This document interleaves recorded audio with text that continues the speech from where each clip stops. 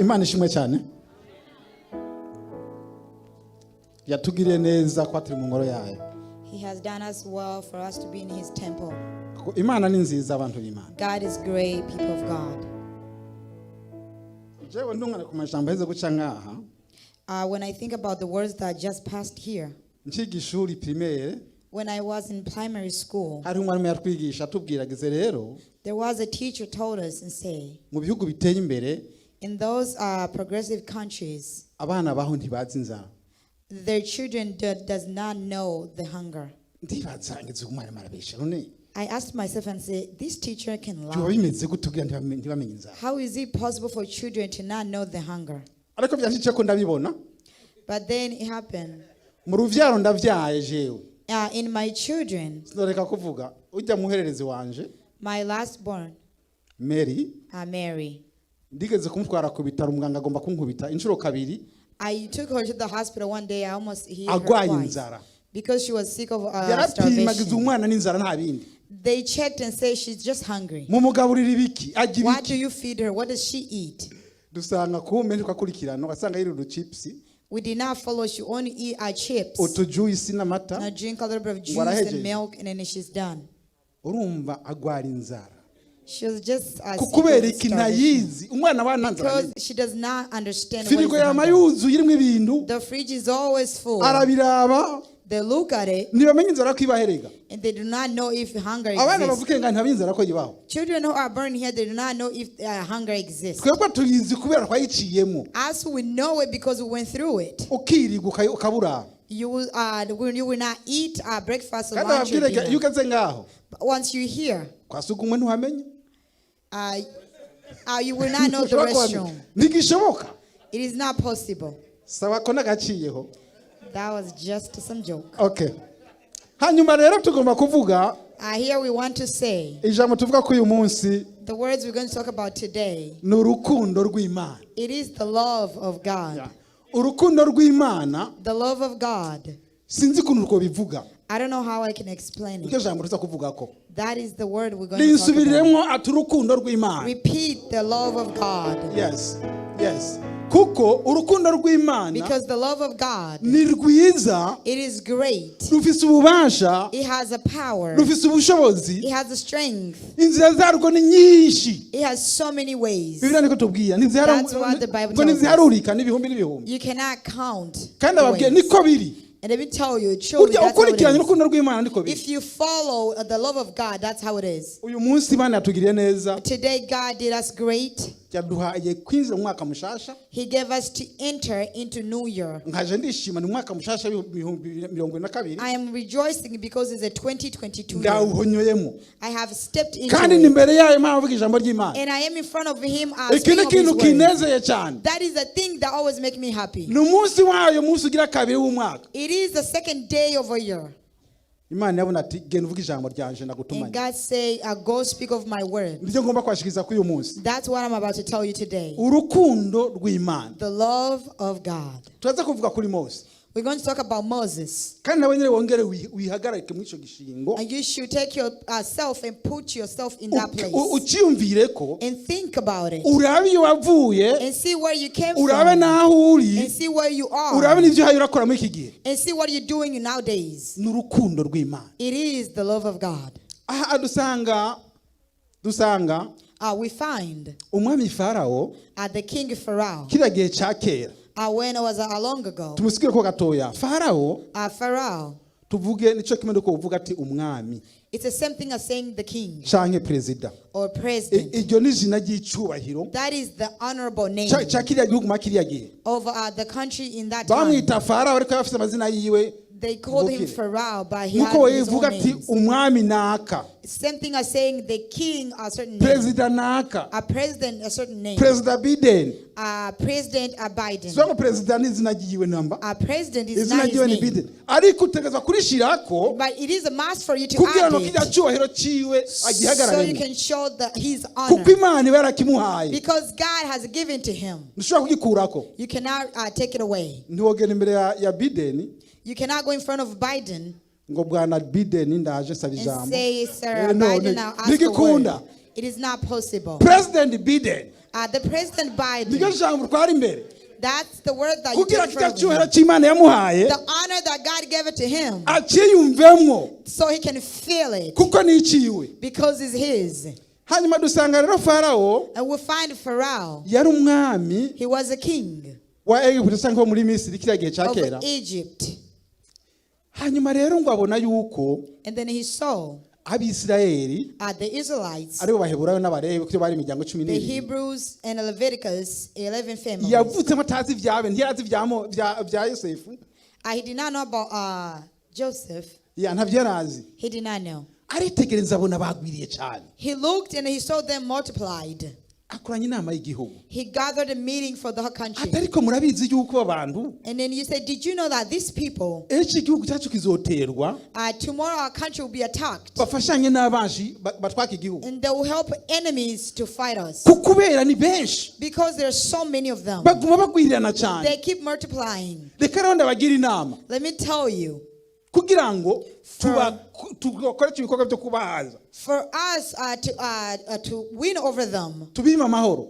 let's take away their peace. Aravuga icyo kiremegwa He said that and it was accepted. atoya reka ndongera ku ikindi He said, no, let me add one more thing. ati mwabakiriza imwe Leaders, iyo bavyara nurses, Yeah. once they deliver urabona iyo babies, habaho umwakirizi yakira umuntu yagiye kuvyara there is a nurse or doctor who always there. arababwiye ati to receive. mwabakiriza imwe. He said, nurses, Ubu rero itegeko ryanje my role right now, jewe Farawo me as a Pharaoh, ngomba yuko umwana w'umuhungu wese avuke I want every young male that is going to be born or baby, mumunigira mu menshi.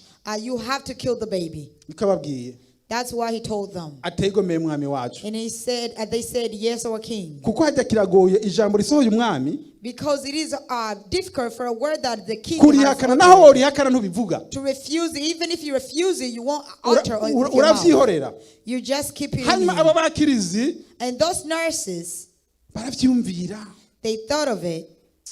bagezeho ntibishoboka. And they said, no, it's not possible. haraca igihe baguma bavyara baguma bagwirirana There was a time passed and they abana kept b'abahungu multiplying. babona baguma bavuka. And the boys were being burned. That time. Arabahamagaza And ibwami then we he called them in his bimeze kingdom. gute ko ntabona bomwica. What's happening? I don't see anyone you kidding. Aturaziga mwami wacu And then he said, do you know our king? aba bantu These people, abaheburayo kazi the Hebrews, iyo bavyara once they deliver, ugiye kugira ngo ube umwakirizi wiwe when you go and try to help them to usanga yaheze deliver, kuvyara kera. you find them, they have already delivered. ntibishoboka rero. So it's not possible. Ico rwari urukundo rw'Imana. That was the love of God. Rwari urukundo rw'Imana kuko It was the love of God because icyo Imana ihagarikiye whatever God is protecting, umwana w'umuntu ushobora kugihindura na a gatoya. human being cannot change it. nuko ngabo bakirizi And those nurses, Imana God ikirabahezagira blessed them kuko bubasha ijambo ryayo because they respected his words. bica bigumuko And instead, the same bimaze way, kugumuko after that, baragwirirana. they multiplied. umwami ariyumvira kandi atoya The king thought and said it's not possible. ubikiriho The only thing is left. ngire gute What shall I do? umwana w'umuhungu wese w'umuheburayo Whenever you have a Hebrew cyangwa born, umwisirayeli or the Israelite, avuke whenever they're being delivered, tuzokama tubata mu gihugu cyose. we will have throw them in our country. urumva naho wamunyegeza ntiwamushira That means you cannot yamaze hide the kuvuka child urumva anywhere. yari ngombwa bagende kumuta.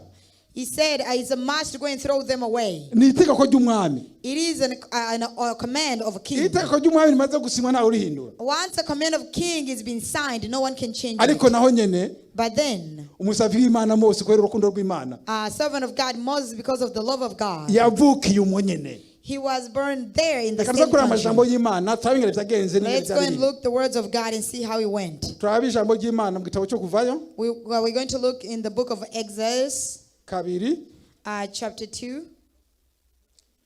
turaza gusoma guhera ku murongo wa mbere gushikana kuri 10. Verse 1 through 10. ndibaza mwari mwira wahabonye canke I Damien believe you have seen it. Damiano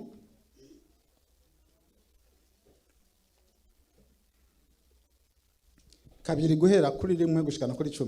2 through 10. Dusome mu izina rya Yesu Kristo. umutwe w'amajambo uhereko. Mose atorwa n'umukobwa wa Farawo. Umuntu wo mu muryango wa Lewi aragenda arongora umukobwa wo mu Balewi nyene. Uwo mugore asama inda avyara umuhungu. Maze abonye uwo mwana ko ari mwiza aramunyegeza kumara amezi 3. Atagishoboye kumuhisha yabira agatebo kajishwe mu nkorogoto agahoma kaburimbi n'ishishi. Ashiramwo uwo mwana agashira mu rufunzo mu munyika kuruzi. 4. Mushikiwe aramwitangura ngo arabe ico yoba. Maze umukobwa wa Farawo amanuka kwiyuhagira mu ruzi. Inshoreke ziwe zigendagenda ku nkombe y'uruzi. Abona ka gatebo mu rufunzo atuma inshoreke yiwe kukazana. Arakarumura asanga kari mu mwana. Kandi uwo mwana yari kwararira. Amutera akagongwe atuyu n'umwana wo mu Baheburayo. 7. Maze mushikiwe abaza uwo mukobwa wa Farawo ati, mbega sinoja kuronderera umugore wo mu Baheburayo ngo amukonkereze 8. Umukobwa wa Farawo aramwishura tegome genda. Nuko uwo mukobwa aragenda ahamagara nyina w'uwo mwana. Umukobwa wa Farawo aramubarira ati, jana uyu mwana umunyonkereze nzokugerera. Uwo mugore ajana uwo mwana aramwonsa. Umwana maze gukura amushira umukobwa wa Farawo acika umwana wiwe amwita Mose ati nuko namukuye mu mazi. Amen. Amen. I will read the book of Exodus chapter 2 verse 1 through 10. We read in Jesus' name. Now a man of the tribe of Levi married Levite woman, and she became pregnant and gave birth to a son. When she saw that he was a fine child, she hid him for 3 months. 3. But when she could hid him no longer, she got a piper's basket for him and coated it with a tar and pitch. Then she placed the child in it and put it among the reeds along the bank of the Nile. 4. His sister stood at the distance to see what would happen to him. Then Pharaoh's daughter went down to the Nile to bathe, and her attendants were walking along the river bank. She saw the basket among the reeds and sent her female slave to get it. 6. She opened it and saw the baby. He was crying, and she felt sorry for him. This is one of the Hebrew babies, she said. 7. Then his sister asked Pharaoh's daughter, shall I go and get one of the Hebrew women to nurse the baby for you? 8. Yes, go, she answered. So the girl went and got the baby's mother. 9. Pharaoh's daughter said to her, take this baby and nurse him for me, and I will pay you. So the woman took the baby and nursed him. 10. When the child grew older, she took him to Pharaoh's daughter, and he became her son. She named him Moses, saying, I drew him out of the water. Amen. Imana ishimwe cyane. May Jesus be praised. Adusangaho cyane cyane hari abantu babiri cyangwa batatu. Mostly we see 2 to 3 people. Mu amajambo dusomye. In these words that we just read, turasangayo nyina wa Mose. we'll find Moses' mom. Turasangayo Mose. We find Moses. Turasangayo na mukobwa wa Farao. And we find the daughter of Pharaoh. Akatwongeraho kandi na mushiki wa Mose. And then also the sister of Moses. Dusubire inyuma gatoya. Let's go back a little bit. Aba bakirizi. And those nurses. Yitwa Shifa na Pua. And one of them was Shif and Pua. Abo bana bakirizi. And there were the nurses Imana yabahezagiye. that God blessed. Kukubera iki banse kwica abana babo. Why? Because they refused to kill the children of Hebrews. Imana rero yihezagiye umuntu. Once God blesses someone, Nuba bigiye iguhezagira ku ruvyaro. He blesses you on your children. Iguhezagira ku ruvyaro. He blesses your children. Iguhezagira ku itunga. He blesses on your wealth. Iguhezagira mu bwenge. He blesses in your knowledge. Iguhezagira mu bintu byose. He blesses you in everything. Nkuko twibuka neza. And like we remember well, well. igihe Salomo Imana yamugendera When God visited ikamubaza Solomon, ati Salomo wipfuza iki ndo he gukorera asked Solomon, what do you desire for me ati to do for ndifuza you? ubwenge That I desire ariko wisdom. uhoraho But God, yamuhaye ubwenge he gave him wisdom, imuha itunga and he gave him imuha ibintu wealth. byose He gave him everything. iyo rero wubashe Imana So ukagendana nayo once you respect God and walk Imana with iguha him, byose he gives you everything. nta na kimwe ushobora kwifuza ukakigenera Nothing you cannot desire kuko and Imana not iri get kumwe it. nawe Because God is always with you. nicyo gituma namwe shengero ry'Imana That is why, Church of God,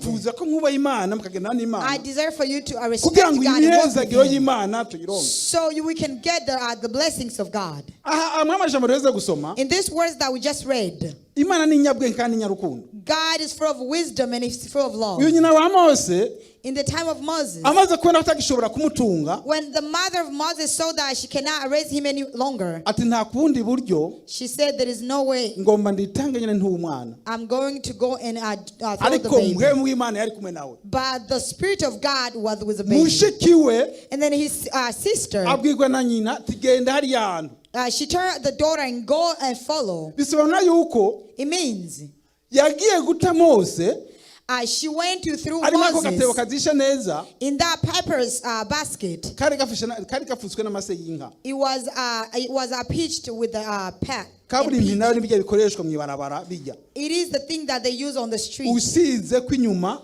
Once you pitch on the back bikumira ko ntibiva and it gets dry, the water cannot break through. umva bamushiramo neza She dropped in the ariko baby. mushiki we But the sister, ndumva reka ndamuha izina ni Miriam kubera afite mushiki we it umwe was nawe Miriam. birita muvuga Even though the Bible does not kuko speak of Miriam her. Because Miriam, ni mushiki we wiwe wa Mose umwe she was wenyine a sister of Moses. She was yari just afise na one mukuru we sister. yari afise kandi na mukuru we yitwa Aroni And then he had a brother who's called rero reka Aaron. tuvuge ko ari Miriam yitangiye hariya It means it's Miriam who went there. ajayo And she went there. hanyuma nyina wiwe atwara ka gatebo atera hariya nyine And the mother took the basket and threw it there. hari mu rufunzo hanameze nk'inyegeze It was a little kind of mu hidden mazi in the water. mukobwa wa Farawo aramanuka The daughter of Pharaoh went ari kumwe down. n'inshoreke ziwe She was with her assistant. aragenda And she went. amaze kuhashika Once she reached there, ngo inshoreke zose zigendagenda iruhande y'umugezi the servants or maids start walking around the Nile. igi yari urukundo rw'Imana intumbero y'Imana There was the love of God. baragenda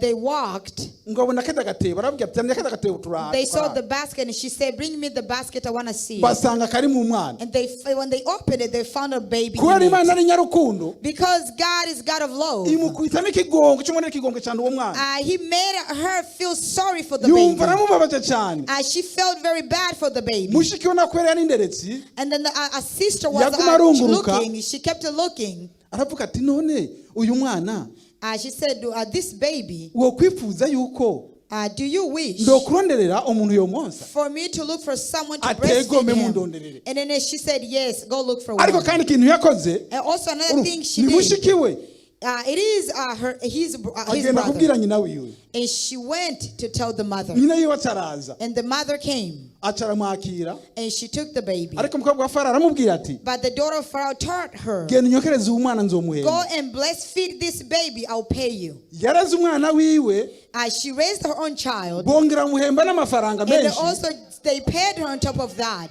ayo mafaranga urumva yabaye agiwe kandi ari umwana wiwe Money was hers and the baby nta was ruhombo hers. yagize There is no one else that would. bibiri itwereka ngo The Bible shows us amaze gukura nyamwana Mose once Moses grew up, nuko amutwara kwa mukobwa wa Farawo she took him to Pharaoh's daughter. agenda kubibwami He went to live in a yari kingdom. umwami nyene It's like he was a king as well. bisobanura yuko Mose It means that Moses, ni umuntu yize amashuri menshi he was a person who was educated. twomugereranya na ntuze na Pawulo We will compare him with Paul. Pawulo n'umuntu yize amashuri menshi Paul is a person who was ntugire ngo yanditse educated. bya bitabo ngo amashuri yize yarize Don't gose think he wrote the books without having education.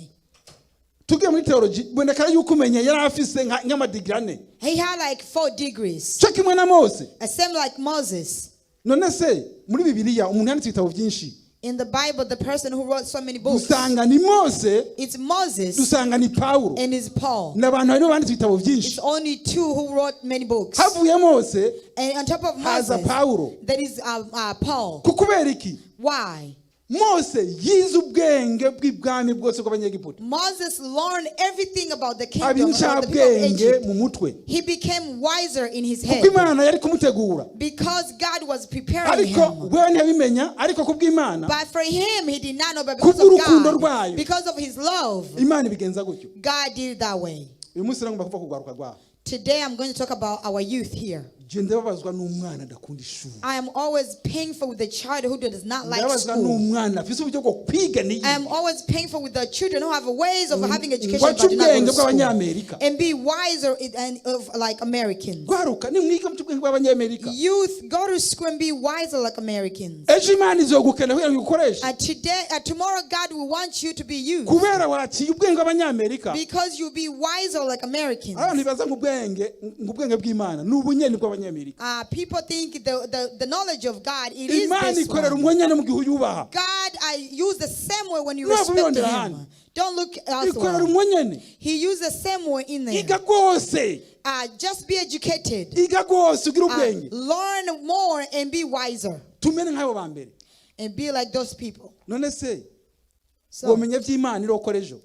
will you know what God will do tomorrow? ntabwo ushobora kubimenya na You gato, can never know. ariko imana yo irabizi. But God knows it. amaye ndaguteguza wewe wa I am musore, preparing you, wewe young wa man, nkumiwe, you young uri girl, ngaha who are here ubitahura ivyo, to understand this. nawe wa mugabo ufise uburyo, And you men who have a way, kuko imana ntitora.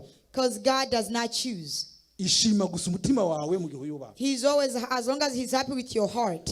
mose rero So Moses, amaze kwiga when he was enough amashuri, educated, a lot of education, afite ubwenge nk'ubw'abami. he was wiser like a king. nibwo yari Like the afise muri ico kings. gihe. That's how wise he was. ico gihe rero At that time, dusanga mose we find Moses, yari yumviye ati he thought and say, none se so ndi umunyabwenge koko, I am a wiser truly. imana yampezagiye, God blessed me. none nkora iki? What shall I do? ati reka ngende kugendera bene wacu He said, let me go visit my people b'abaheburayo, of Hebrews. kuko bobo ntibari bamuzi kandi Because ntibanamutahura. they did not know or understand him. kuko nta kuntu Because there was no way umuheburayo agiye kuba mu kirimba to go and live in the kingdom cya farawo of ari Pharaoh. umuheburayo And he nticyashoboka. was a Hebrew. ariko kw'intumbero y'imana But because of the purpose of n'urukundo God rwayo and his love, usanga gishoboka ata kibazo. it is possible without any problem. ukurikiye yosefu If you follow on Joseph, ukuntu byagenze how things went kugeza agategeka igihugu cya till farawo he was a king in Egypt. cyo muri egiputa, In Egypt, zari inzira z'imana. it was the ways of so God. tugomba kuvuga kuri mose. That's why we were going to talk hanyuma about reka se Moses. mutabire amajambo y'imana hariya mu gitabo cy'ibyakozwe n'intumwa, In the book of Acts, byakozwe n'intumwa the book of Acts, indwi, chapter 7, turahera ku murongo wa 23 verse 23 dushikana ku murongo wa 29. through 29.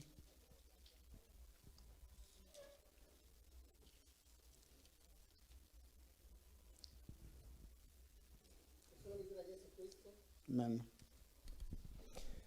indwi 23 tugeze kuri 29. maze ariko aramara imyaka 40 avutse, haza iciyumviro mu mutima wiwe cyo kugendera bene wabo b'Abisirayeli. abonye umuntu agirirwa nabi aramutabara, ahora iyo mahazwa yica wa munyegiputa. 25. yibwira yuko abiwabo batohura kw'Imana ibakirisha ukuboko kwiwe, ariko ntibabimenya. 26.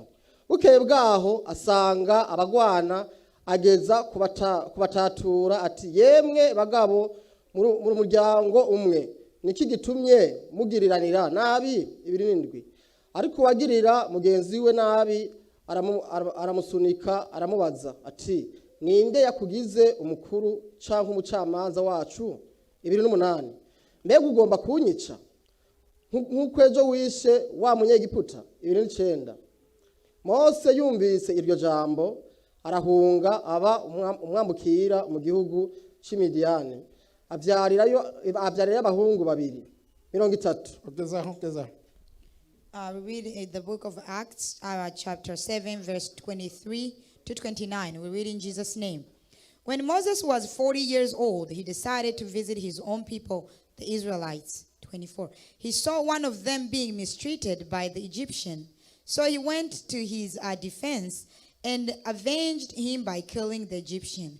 25. Moses thought that his own people would realize that God was using him to rescue them, but they did not. 26. The next day, Moses came upon two Israelites who were fighting. He tried to reconcile them by saying, "Men, you are brothers. Why do you want to hurt each other?" 27. But the man who was mistreating the other pushed Moses aside and said, "Who made you ruler and judge over us?" 28. Are you thinking of killing me as you killed the Egyptian yesterday?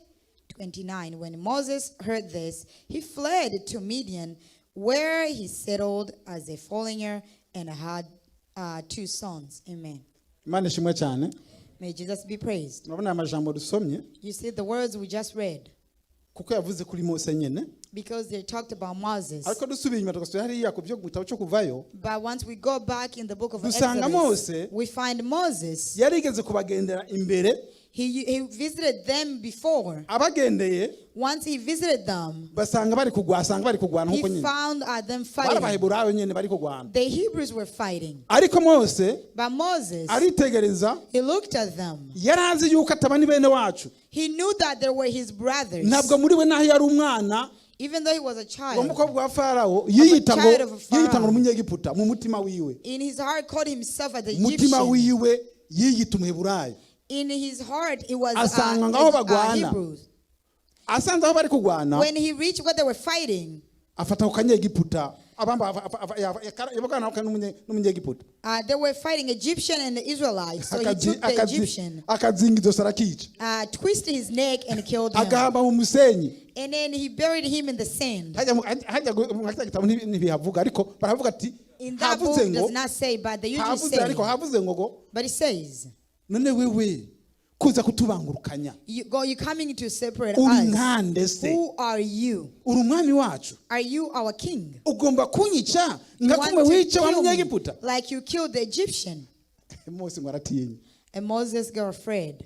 yumva mwese yabikoze gutyo agira ngo Moses did that thinking agomba abafashe he wants to help them. kubera urabona ijya mbere yari umunyegiputa n'umuheburayo Because he was Egyptian and a Hebrew. yica umunyegiputa. And then he killed the Egyptian. irigira kabiri bari And the abaheburayo gusa second bonyene time, there were only Hebrews. ati muri ubwoko bumwe none mupfa Say, ibiki you are brothers. Why are you reka fighting? ndabatature I'm going to separate you. ariko amucumisa ku kajambo. But when I told him that, Mose ubwoba ngo bwaramurenze Moses got afraid.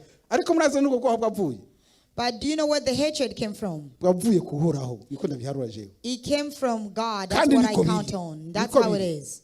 kukubera Because iyo bitabuko if it was not going to be like that, yari kugumira ngaho nyene it would stay there. kumenyerana n'abavyogoranye. It would be difficult to get Ariko used Bibiliya to them. itwereka ngo But the Bible shows us yaciye ahungira mu gihugu cy'Imediyani he fled to Midian. abayo He settled there. amaze kubayo muri ico gihe Once he lived there in that time, yigumiyeyo he stayed there. kubera ukuboko kw'Imana kwari kuri we. Because the hand of God was there, Imana yagumanye nawe. God stayed with him.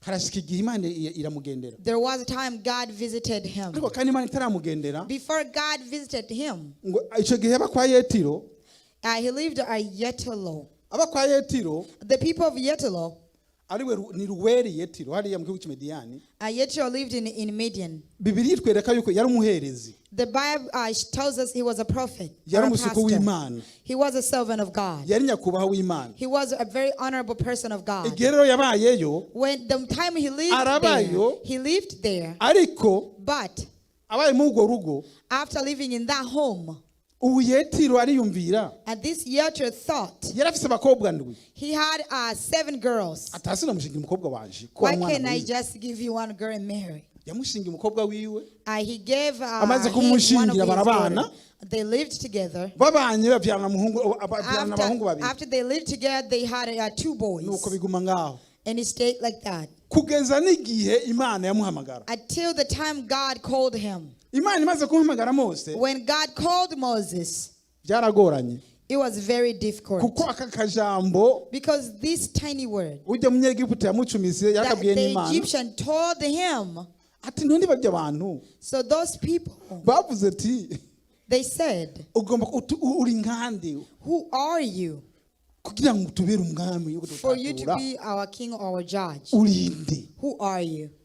ugomba unyiceho ko wishe mu munyegiputa. Do you want to kill me like you killed the Egyptian? Karavyuka kaza kugeza akabwira n'Imana ariko Imana He yamwanze. kept coming back to him, but God refused for him. Ububasha rero bw'Imana So the powers of n'urukundo God rwayo ku bana and bayo his love on mu his gihe children, wumvira Imana once you obey God ukagendana nayo and walk with him ugakora ibyishima and n'ivyigomba, do his will, Imana ibana nawe. God always with you.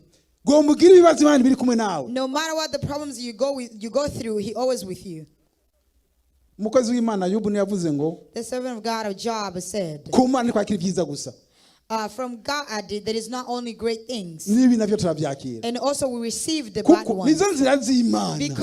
Because those are the ways of God. Umwana ushobora kugaya ariko niko biri, You might disobey, but that's how it is. niko ijambo ry'Imana rivuga That's what the words of God say. kandi ko ijambo ry'Imana rimeze. And that's how the words of God is.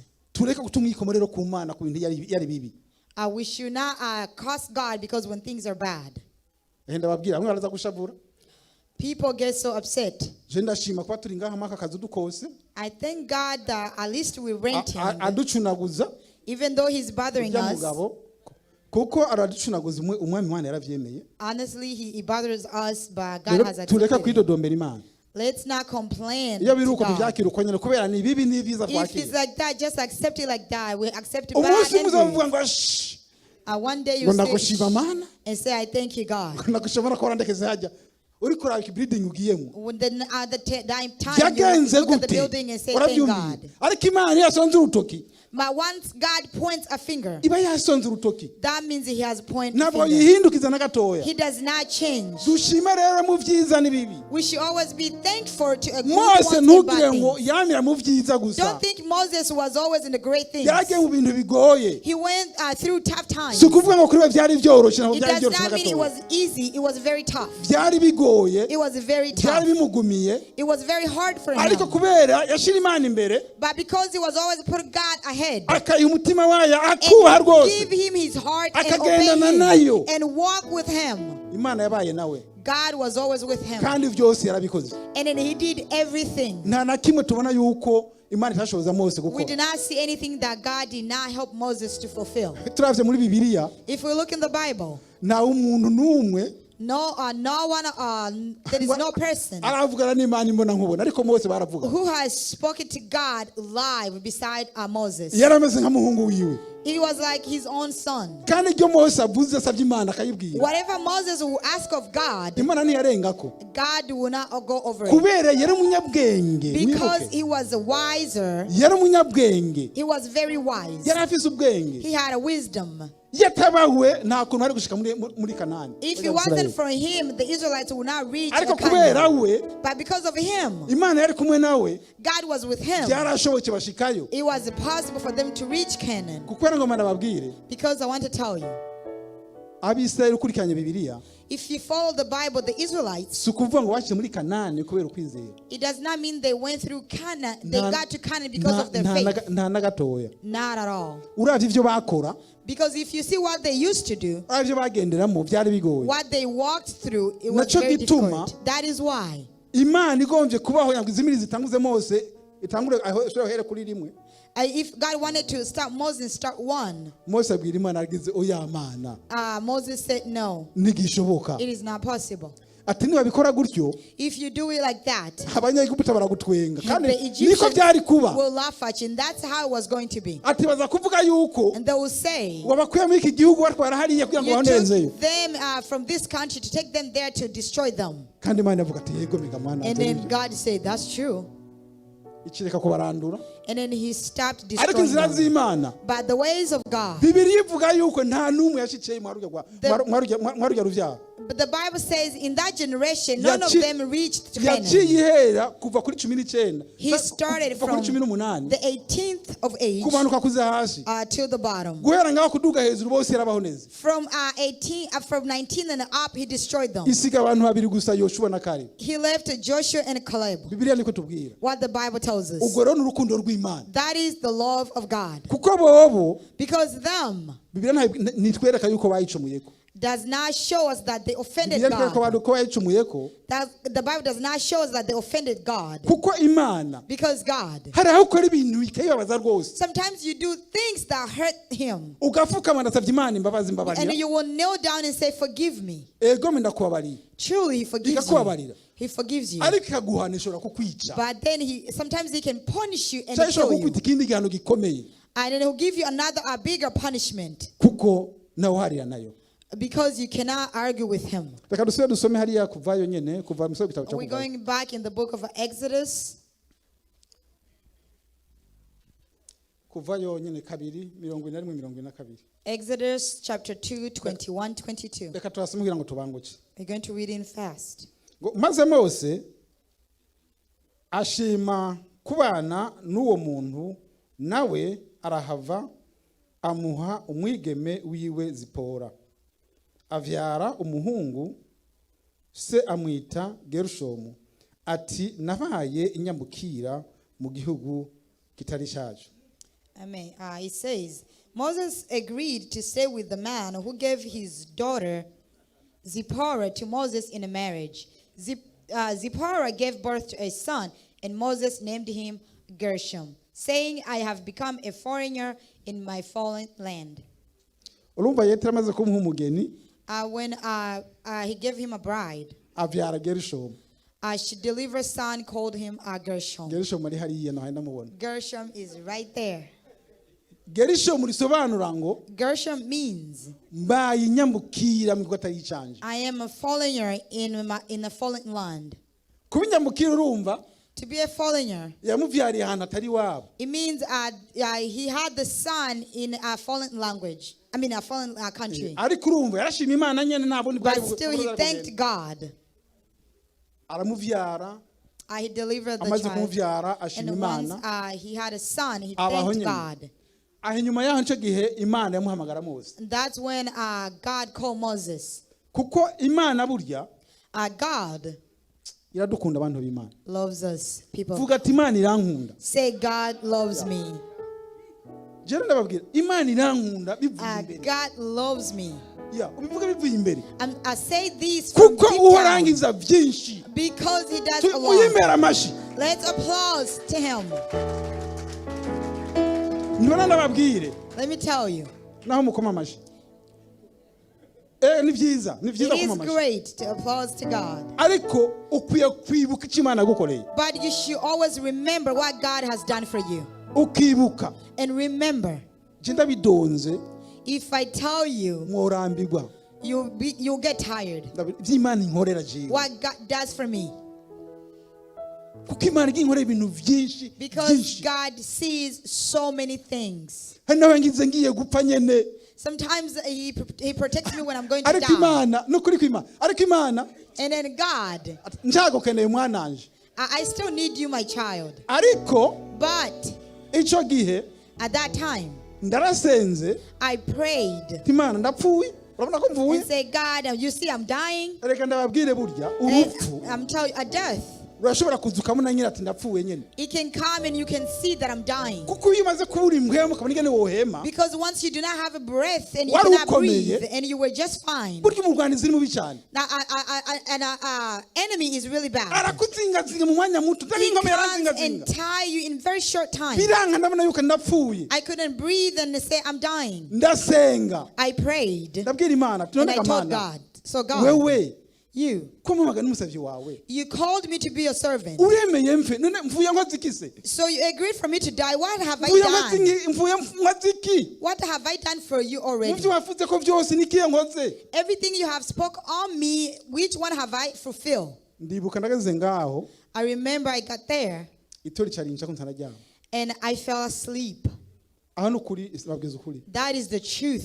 je ndyamye When I was sleeping, sinduka ko navuze amen oya I don't know if I said amen after praying.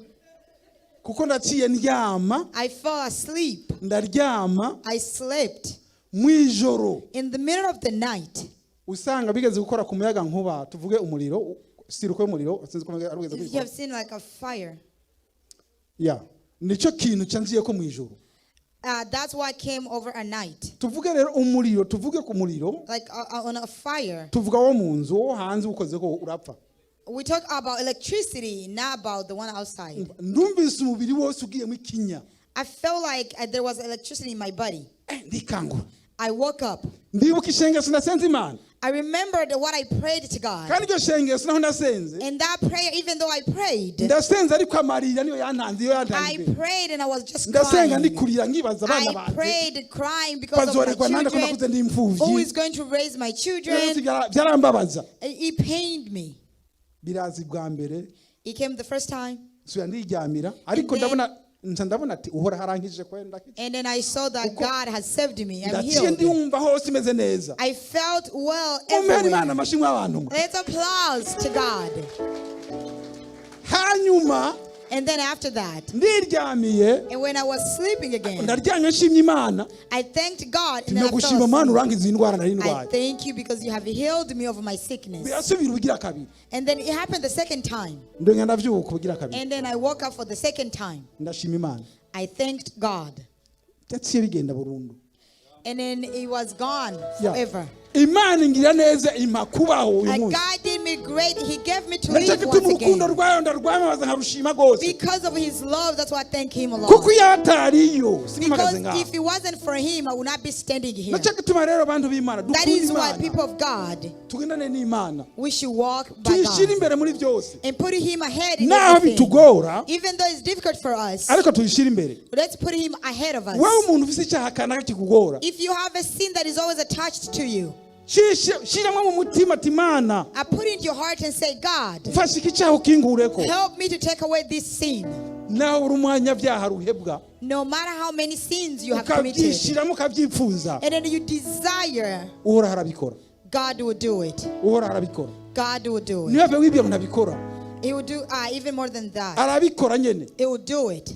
kuko jewe Because myself, kera ntarakizwa before I was saved, abakozi b'imana bama bambwiye ati ngo ukora ibikorwa by'imana servants of God used to tell me, come and work or serve God. mu kuri ndari umupagani Truly, I was icyo a gihe pagan. ndari umupagani I was a truly pagan. nkibaza nkiyumvira I think to myself, abantu bangomba amahera yanjye izo these nizo ngorane people z'umubiri. just want my money. bangomba amafaranga yanjye They just want my money. nkavuga ati none ngizeye ko ndovyumvira And I'll tell them, okay, I'll think about it. biragumuka igihe kitari He gito continued the same way. bigumye uko After that, ndumva atariko ko biri kose but then I felt like however it is, reka ndondere amafaranga ntunge rwose let me find money and be richer. nce ngenda kuba umukozi w'imana Then I'll go be the servant of ariko God. imbere y'imana ntigishoboka In front of God is not possible. none ndababwire And let me tell you, wayagwisha ukagira menshi you can gather and have a lot of money. kugira ngo ube umukozi wayo yarayakuraho yose For you to become the servant of God, Ukabura na He rumwe. takes away all of it and you will have not even a ubuze penny. na rumwe When you do not have any penny, ukabona gutangura rero ugatangwa n'amafaranga mashasha then you start with new money. rero vyiza At the good things, urahinduka nk'ubu nyene it is for you to change now naguhaye umutima wanje mwami and give your heart to God. ndi umusavyi wawe I am your servant. mbabarira Forgive me hanyuma ndagukorere mwami so I can serve you. burya imana ntikunda icyaha bakondora God does not like sin. imana ntikunda icyaha imana yanka icyaha cyane God hates muri sin. byose yanka icyaha kubi In everything, He hates sin the most. imana kandi ikunda bose And God loves everyone. uba umunyabyaha iragukunda Whether you're a sinner, or you are a sinner, He loves you. uba ukijijwe iragukunda Whether you are saved, He loves you still. ariko ikashaka yuko uyihindukirira But then He wants you to change and return to Him. kuko imana ikwanse Because once God hates you, nturiho that means you're no more. rushoferi wewe ijambo ry'imana rivuga ngo ni ukwica no kurandura gusa n'abindi The words of God says is to kill and destroy. ugenda mu byaha akaca kwica You go into sins and then He kugira destroys kugira you. ngo aronka umugabane nawe bw'abantu bazobana ikuzimu. So he will find a person who is going to suffer with Sico him. tubipfuriza. That's not what we wish for you. Twifuza yuko twoba mu Mana tukagenda n'Imana. We wish for you to be in God Imana and walk igashishikara with kutuba him. hafi muri byose. And God continue to be closer to us Kuko in Imana ituri everything. hafi. Because God is always closer to us. Ni iki twobura se? What can we lack? Reka tumarire karongo kamwe. We're going to end with one verse. Aho kuvanya 18. The book of Exodus 18. 18. 18. 18 kuvayo. The same book, Exodus chapter 18. Turahera kuri kabiri. Verse 2. Ngo nuko Yetiro sebukwe wa Mose azana Zipora muka Mose. Uwo Mose yari yashubije iwabo n'abahungu biwe bombi. Umwe muri bo se yari yamwishe Gershomu kuko yavuga ati nabaye inyamukira mu gihugu kitari cyacu. Uwundi yamwise Eliyezeri kuko avuga ati Imana ya data yabaye umutabazi wanje inkiza inkota ya Farao. Amen. After Moses had sent away his wife Zipporah, his father-in-law Jethro received her and her 2 sons. One son was named Gershom, for Moses said, I have become a foreigner in a foreign land. And the other was named Eleazar, for he said, my father's God was my helper. He saved me from the sword of Pharaoh. Amen. Nuko aha murabona yuko hari amazina abiri izina rya mbere namaze kurisobanura. You see, there are 2 names. I have already explained the first name. Eliyezeri Eleazar, bisobanura ngo it means Imana yankijije God saved me inkota ya Farao. the sword of Pharaoh. Imana nawe yagukijije inkota ya Satani.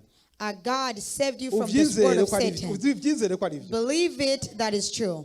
Kuko muri mwese Because among all of you, abantu bakuze sinzi n'umwe ataciye mu ntambara. those who are grown-ups, I don't know of those who did not go through wars. Utayiciyemwo ushima Imana. If you did not go through wars, you should thank God. Yiriya nkota rimwe kiriya gihugu avuyemo. Because the sword that was in that country where you left Yaragushaka from, ariko Imana it was looking for you, but God iragukingira iragutambutsa. protected you.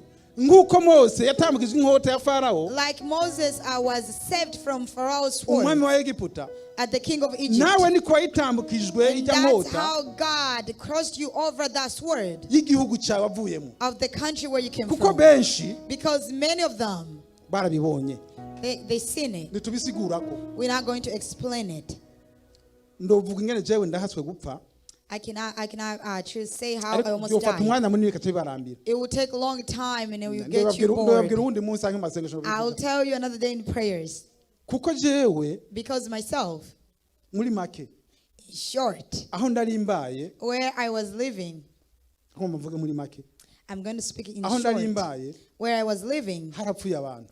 there were so many people that died. Hapfuye abantu When people died, baca batuma umuntu they sent someone mu ijoro at night. atike tubwire ujya mugabo Go tell that man aze hano. that he should come here. Nyamugashise muri iryo joro hari mu masaa 8 y'ijoro. When that man came, it was like 2 a.m. at night. Arampamagara arabimbwira. He came and told me. Abimbwiye When he told me, ndihorera. I stayed quiet. Arasubira arabimbwira. He told me again. Kanavuga ati And I say, what? wa mugabo we You man, n'ijwi rinini with a big voice. ati genda ubwire bajya abantu bagutumye Tell those men that sent you, Wilson Gisagara a Wilson Gisagara, ubabwire atari harya that told them that he's there. ati genda mumwibwirire God, tell him yourself. ati kandi ijambo ndongeyeko And also the words that I'm adding on top of that, ubibabwira inshuro gatatu tell them 3 times. utabivuze tuzohigana je nawe. If you don't tell them 3 times, you'll see me. Pe ndavuze ko nyene ariko what I said. yari mwe mu w'Imana kandi It bagomba was the Spirit of God. mucyo Gisagara ngo bampereko In that town, they wanted to start with ngo me. batandonse If they do not get me, bavyihorere then they'll stop. kandi niko vyagenze. And that's how we went. Niko vyagenze nukuri kw'Imana aho niko vyagenze. That's how it went truly. Kandi ico cyatumije nje simara zino. That's what caused me maze to come kubimenya here. kabimbwira ingene byari biri When they told me and they hari told me undi how it mushinga ntaye went, nyene abimbwiye bahushize mu bwo buryo the man who told me, who they almost killed as well, abimbwiye when he told me, bica bituma ndabatinya ngira ubwoba it got me afraid, and I was afraid of them. kuko mu ico gihe nari ndaciye mpunga At that time, I fled. ariko ndahavuye habaye agatikizo gakomeye cyane When I left, there were a lot of ariko destroying. nikanganya nk'uko iyo ngenda kubishorera It was not as if I would go and take myself to them. ndahagarutse ndaramaze guhunga When I fled and then come back, mbwiwe iyo nkuru when I was told that news, wo duhuye arandamutse whoever we meet will shake hands. ngo Imana iguhezagire That God bless you. bigumukuru namaki And then I say, what happened? They kumbe were ndabagiriye looking at me. neza So that means I did great iyo for them. nditanga hari If I kwagatikizo was going to gakomeye sacrifice myself to kandi them, na bene mu nyuma and baravuzaga after they said, yagize neza He did barushabura ibyo great. kwihora urumva ingene cyabaye you hear how it went. nca muntu w'igikundiro mu ico gisagara I was a loved person in that kubera town ndakingiye benshi because I ariko protected many. bivuye ku Mana Because of God. nuko Imana ibambezagirire God bless you. hanyuma ndibaza yuko ijambo ry'Imana rifise I believe we have heard the words of God. ry'imana